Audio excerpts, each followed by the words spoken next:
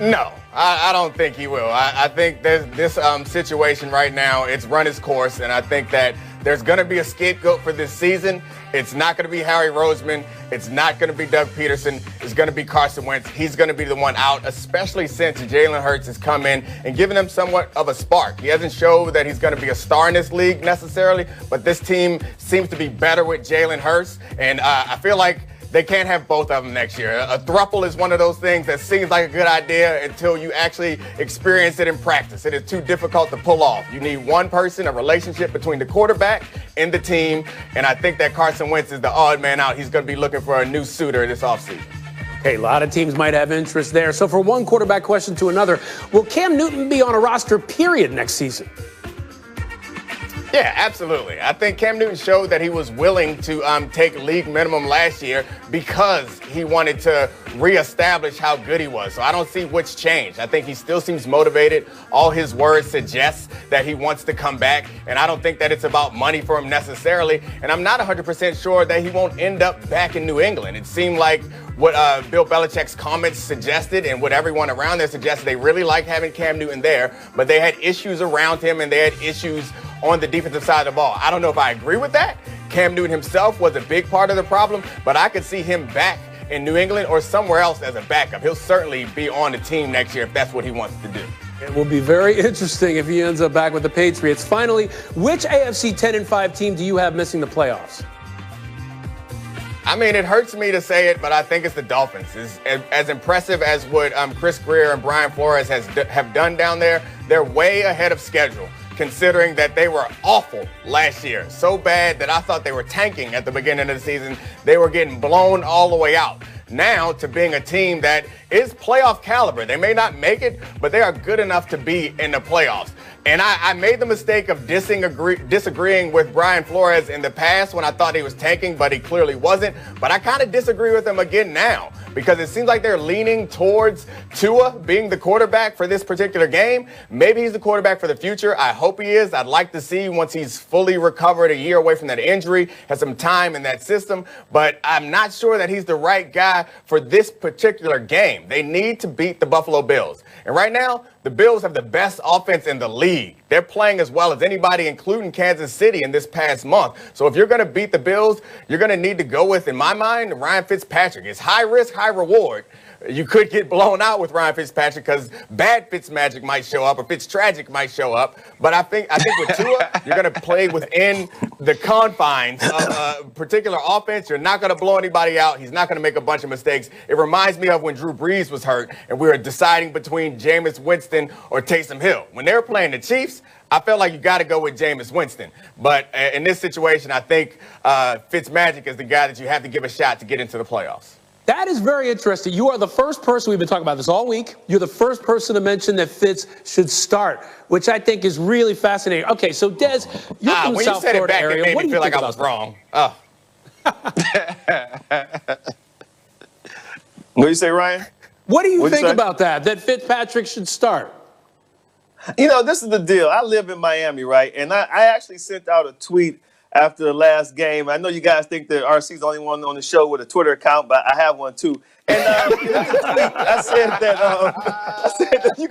that you can pretty much count on one hand with two fingers missing the number of coaches that could actually shuffle quarterbacks not only throughout the season, but in and out of an actual game, and that everybody's okay with it. Now, with that being said, I believe that they're sending a message. The message that Chris Greer and Brian Flores sends to his team is that we're always going to go with the best guys going to give us the best opportunity to win our game. And they're going to judge that based on what they see throughout the week in practice and what they see on film. So I'm completely fine with him starting the first-round pick in Tua or the journeyman in Fitzmagic. One way or another, their message is clear. They're going to go with the guy who's going to give them the best chance to win, no matter if you're a 16-year veteran or a first-round draft pick. And I have to respect that. But, RC, the talk has been all week. Well, Tua's been the starter. We leave him in. We've been winning with this mixture of the starter and the reliever. What do you think about Fitzpatrick being the guy to start? Listen, I don't necessarily think Fitzpatrick should be the guy to start. I believe in Brian Flores. Now, listen, I was a dude that when they made the switch, I asked the question why. I wanted to know what the reasons were behind it. And then when you saw Tua get replaced against the Denver Broncos, it goes to mind too. So you don't think he can win a game like this? But then when you watch it, I've kind of figured it out. Brian Flores believes that Tua Tagovailoa plays within the confines of the offense. He protects the football and allows you to stay in games. He will not play you out of a game. But when they get behind and when you feel like it can be your back against the wall, you put Fitzmagic in because you know he isn't scared to push the envelope. And you know at those times, because you're already losing, you're in a situation where it doesn't matter what he does. Listen, I grew up with two homeboys, right? I had one homeboy, he christened my first child. You know why? Because he was responsible. He did the right things. I knew if something happened to me and he had to take my kids, he would do the right thing by them. And then I had a homeboy who walked down the street with me to every fight. My homeboy who christened my children, he wasn't there for those, but I had my other one, and every fight he was there with me. That's what Brian Flores got. He got somebody that's going to christen his children and somebody that's going to be at every fight. You need them at different times, and Brian Flores uses them perfectly. We all respect that. Magic is the fighter. He's probably using that exact same example in the locker room. Ryan Smith, hold on, Ryan Smith. One thing, I can't look at Dez and not hear what he said last segment. That man said that Cam Newton had an alley cat coat, and then he called him a joker. Puppy shoes. Lord, as everyone laughs at the way I read your tweet, I can't even do it with a straight face. Okay, so Greeny's not here. We're going to do a little bit differently today. And let's figure this out. We're going to put a little remix on this and have a different person read your tweets. I'm up first. So let's start with this, RC. Holy hole in the wall, big man. Right out of that. Jets popped the ball out, and it's back on the spot of the fumble. If that's not the most Jets way to win yourself out of a new QB and the most Browns way to keep the 17-year playoff let streak alive, oh, 2020, you son of a biscuit eater, you. RC, explain. I must admit, that was like the best I've ever heard it read. I'm sorry, Greeny, that was really good. But this is the first time ever in football that a play happens and both fan bases are screaming, no! If you're the Jets, you're like, oh, no. Don't knock the ball out. Let them score. We still got a chance at Trevor. And if you're the Cleveland Browns, you was like, I know in the hell we did not come to MetLife and lose to the New York Jets. But both of them happened. That's what 2020 is. It's ebbs and flows. It's ups and downs. It's Greeny reading your tweets sometimes. And then it's Ryan Smith. That's the way the year has worked. And listen, since you said we're going to switch it up a little bit, I got to go to my dog, Graz, because without Graz, there is no Culture Wednesday. So the next tweet is yours, my dog. I don't know how I'm going to follow Ryan, but I'm just going to play it straight.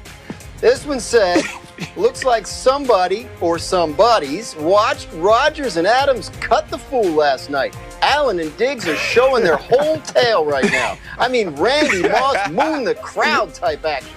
Man, golly, they are cutting up. This looks like Tecmo Bowl. This is the greatest thing that's ever happened to explain your tweets. Y'all remember Tecmo Bowl? I used to play with the San Francisco 49ers because you could drop Joe Montana back from the 50-yard line to the end zone and then throw it 100 dang yards to Jerry Rice.